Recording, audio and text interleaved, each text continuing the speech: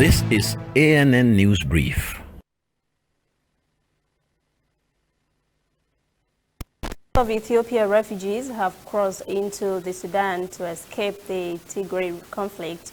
More than 10,000 Ethiopians, including the sick and wounded, are said to have streamed into the Sudanese border states of Gadaref and Kassala. Humanitarian organizations have swung into action, calling on competent authorities to count and register the refugees that have arrived in the Sudan, so necessary preventive measures will be taken to forestall the spread of coronavirus. They are asking authorities to also provide medical and health services for women and children, as the government and humanitarian agencies coordinate the safe transfer of refugees to camps and shelters through security coordination between the regular forces in Gadaref and Kassala. The Tigray civil conflict began 2 weeks ago between the Tigray Regional State Special Forces and the Ethiopian National Defense Force. Several youth protesters were arrested last week in Luanda, the Angolan capital, as if the youth had borrowed a page from the Nigeria EndSARS protests. They streamed onto the streets in a demonstration the Luanda provincial government says were prohibited. Authorities cited non-compliance with schedules, lack of addresses of some organizers, and non-adherence to COVID-19 presidential decree that prevents gatherings of more than 5 persons on a public road. Police say tear gas and non-lethal means were used to enforce the law. Some protesters called the police action unfair. They said their demonstration was peaceful. They accused the police of violating their human rights. 2 journalists were among those arrested. Angola celebrated its 45th independence anniversary on Wednesday. The demonstrators were demanding better living conditions and the setting of a date for municipal elections.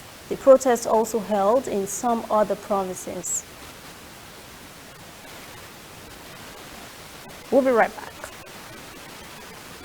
Whether in your house, at your office, on your phone or online, we are there.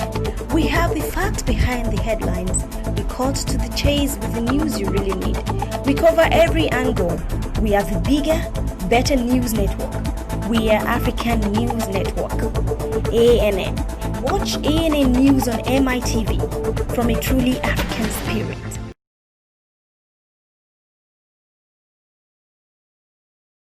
As a parent and also as a grandparent, I share in the pain and frustration of most parents in having our children home for nearly an entire year.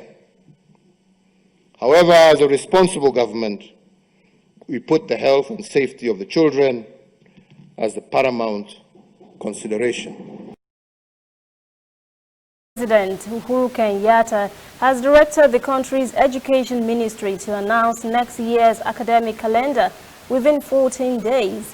Kenyatta gave the order during his State of the Nation address on Thursday. He said the government is carefully monitoring the process as students continue to prepare for their national examinations. The president said despite COVID-19 challenges, the government has funded the production of 250,000 school desks and more than 12,000 new classrooms and related school facilities. He reiterated his call on Kenyans to remain vigilant against coronavirus.